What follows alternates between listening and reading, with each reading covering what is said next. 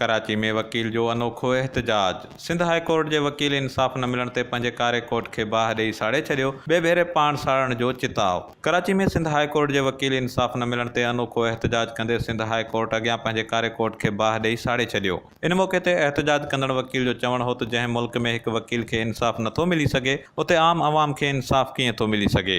हुन चयो त मिल्कियत जे मामले तां संदसि जो केस अदालत में हलंदड़ आहे, जिते खेसि रुॻो तारीख़ूं मिली रहियूं आहिनि, पर इंसाफ़ नाहे मिलियो, जंहिं ते हुन एहतजाज तौरु पंहिंजे कारे कोट खे बाहि ॾेई साड़े छॾियो आहे। हुन चयो त जेकॾहिं अञा बि इंसाफ़ न मिलियो त ॿिए भेरे हू पंहिंजो पाण खे बाहि ॾेई साड़े छॾींदो। Kawish, digital media reporting team, Karachi.